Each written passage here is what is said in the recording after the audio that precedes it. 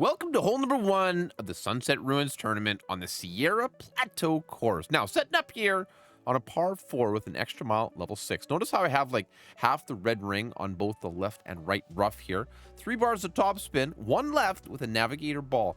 Now, this shot here, we're going to adjust it with 10% max elevation, and I'm going to use like circle break over power.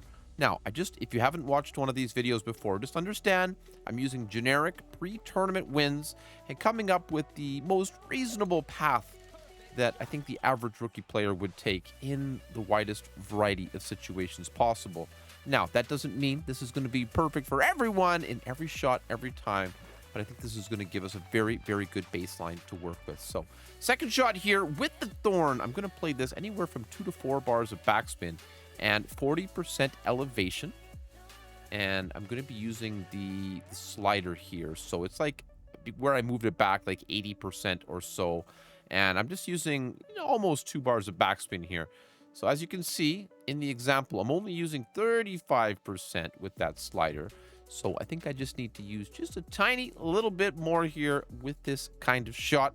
Now, again, I can't cover all club levels, ball choices, and all of that, but if you're interested in the notes from the video, check out erelicgaming.com. You can download free notes in a PDF document that you can use to take some notes, get things started, and hopefully get some big drops in this new tournament.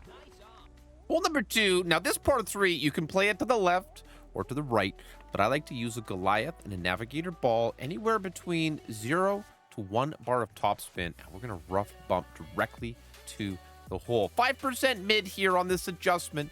And I think this is by far the most straightforward way that you can play this one. There's definitely other shots here. I could give you multiple examples of ways to get it down safely, but I'm trying my best to get the most drops possible so that you guys can get the banners, get those big chests, and move up into the next division. So a little bump, a little roll, beautifully down towards the hole. Get in there. That's how we do it. Okay, so hole number 3 is our first par 5. Now we're going to play here with a power 3 ball. In some wind conditions, you could certainly consider bringing a power 5 here, and you can get this one really close to the green depending on the wind. So anywhere from like 3 to 4 bars of top spin, and I like to use 1 bar of left spin here. We're going to be playing that kind of left side bump play to put us into really good position on our second shot. With Tailwind, of course, you can do even better, but I like to show you sometimes the more difficult scenario, so that when you get into the, the easier situation, then you should be good to go, right? So perfect ball after that 10% max adjustment. And you see how we just bounced there, almost right in the middle of that pad. Just try to get it up to the end of this second fairway without going over. This is why I'm going to recommend in the notes 3.5 bars of topspin. Second shot then with the Thorn. As you can see, we're very close to max. I bring it back a couple of yards there, and we're going to play this with 1 back and 1 to 2 bars of left spin. I think 2 bars of left spin is good because it moves us away from that bunker a little bit in case of a great ball. However, it just depends on your comfort level and just exactly how the drive comes to be. So I'm playing the drive here in the example 20%, but I think the 10% max number is really going to be the base adjustment that we can work from. Anytime you're giving yourself a Thorn to go for the albatross, you're going to be in a very, very good position. Unfortunately, in this practice example, we're going to miss just by a little tiny bit, but talk about an easy eagle and a very, very good chance for everyone. Okay, so hole 4, par 3, very, very difficult to be consistent with the shot. I'm going to show you how you would play this in a little bit of a tailwind here. You'll notice I'm going to use about 1.8 bars of topspin or so. It's kind of a crosswind, but in tailwind conditions as well, you play this kind of style, bouncing it from the first pad down to the second. And the adjustment that I feel will work quite well here is 30% mid-distance. Now, if you're pulling way down into those rocks, it can change the setup a little bit, but hopefully this one should be very, very nice with a perfect ball. Put us in a very good position. Again, more tailwind. You might need to adjust that spin a little bit, but this one, just getting it down there and not having a problem puts you in a very, very good spot. So maybe 2 top there would have been absolutely money, but that's right on line. Okay, so hole number 4, quickly here, once again, if you've got a headwind, notice that we're right at min distance with the sniper level 9. Gonna play this with about 5.5 bars of backspin, and you may or may not decide to use a little bit of side spin as well. 35% min elevation here seems to put us in a very, very good position. I played the shot at 40, as you can see in the example, and I think it's just a tiny little bit of an over adjustment. You do want to be careful here. You could certainly clip the rough, and you'll be fine as long as you don't end up in the bunker or something, which I know you could drop that too, but it's par 3. You want to give yourself a chance for the drop. You don't want to be playing out of hazards here. So 35 min, navigator, sniper, 5.5 bars of backspin should put us in a very, very nice position. As you can see, whew, it's a tough hole, but if you can get this close, you're going to have a chance.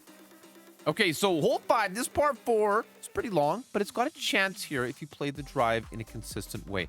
I like using a quarterback here with a katana because we want those 3 bars of right spin, 4 bars of top spin. It's like 3.8 with this club. And we're going to adjust this shot 1 to 1. You'll notice that I have the white ring touching the rough at max distance, and we're going to use half a ball here of right curl. Perfect is preferred. Make sure to do that whenever you possibly can. And as you can see, this ball will come in very, very nicely and give you a super duper good look over there at the flag. So second shot played here with the short iron. We're going to use about 1/2 bar of backspin.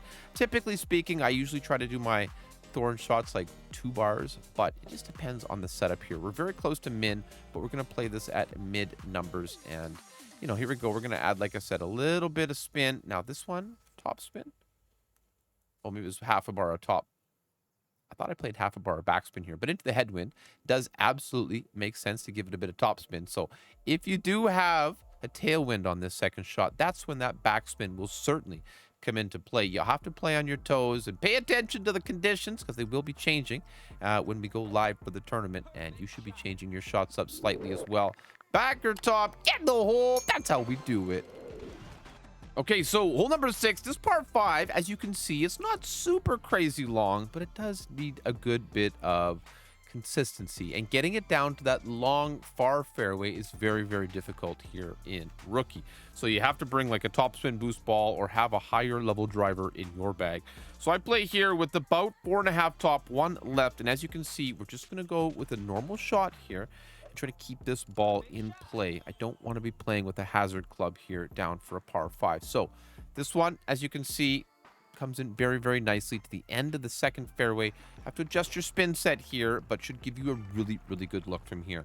Second shot, we're going to do a bit of a rough bump, and I'm playing this one with 1.5 bars of topspin. We're at about, 80% slider here, maybe 75. A little bit skinny spot.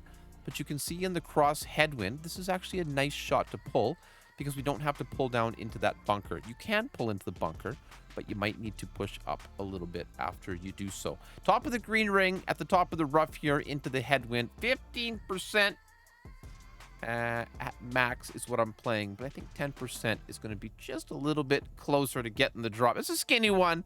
I understand if you just want to bounce on the fairway and use a little bit of backspin, come in a little bit safely. But I really do think that a perfect ball and a perfect adjustment here is going to put you in a very, very, very good chance to get an Albie. And that one didn't miss by much either. All right, hole 7, our final par 3. This one is another high elevation shot. I'm going from a no move target position here, and we're adding about 3.8 bars of backspin with the navigator and the Goliath ball. I'm going to recommend here that you adjust this shot at 30% mid distance, especially here in this kind of headwind. This is a funny hole. You'll need to play around with it. You could certainly roll past the green and get it down into the water, or you could get stuck up in the rough before the green. So be careful here. This is not the easiest shot. Once you get it dialed in, it can be a very good opportunity. As you can see, comes in very, very nicely. But you don't want to bet the farm on this one until you're sure about it. All right, so hole number 8, this one can be very, very dangerous. The reason I'm bringing a Zerk is so that I can minimize danger here and get myself in a safe position. 4.5 top, 2 bars of left spin, setting up at max with half the red ring in the rough on the left here. We're going to adjust the shot 10% max, and I do not think I'm going to be playing any overpower here at all. We push it up to max, But in this case, then we don't need to use any overpower. Just try to hit perfect. It's this fairway. It slopes way off to the side on the right, and then there's all the water on the left. It looks so innocent, but this one can put you in a lot of trouble. Now, the nice thing about using the Zerk here, and see a little left curl there would not have been a bad thing. A nice thing about that shot with the Zerk then is you can play the second shot with the wedge. We're at max distance, so I'm just going to settle it back just ever so slightly. 20% max, depending on the wind angle here. You might play 15 with an Endbringer level 3, so you do have to take a couple of practice shots to make sure you're going to put yourself in a good way. So this is a hole where I know it's a par 4. I know I didn't send it crazy with the power 5 ball, and you're thinking, what is this guy doing? But I practice and practice and practice this hole so many times, and it can be such a difficult one to keep it in a nice playable way. So you do you. This is how I'm going to try to get the boom. I want you to get the booms too. All right, hole 9, decently difficult shot here. You'll notice I'm setting up with the Titan, but recommending a Kingmaker here. I think it'll make it a little bit easier, especially on that second shot. So 4.5 top, 1 bar of side spin here. We're going to go max overpower and a little bit of right curl as well. This is going to help us get this ball down to, I think it's a third fairway. So yeah, 1, 2, and then over here, all the way down to the third fairway. And about halfway up here should give you a very, very decent shot here on the second shot. 3 top, 1 left, and we like to play this as a rough bump. And that's another reason why I think the Kingmaker is going to put you in an even better position if you choose to play this way. Of course, the fairway's right there. Feel free to, just ignore the rough bump and then play safe.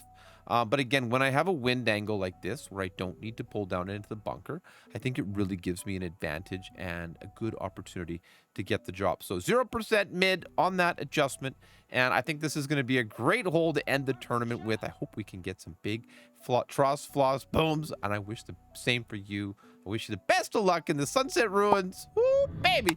I think it's going to be a good one. Good luck. Thanks for watching.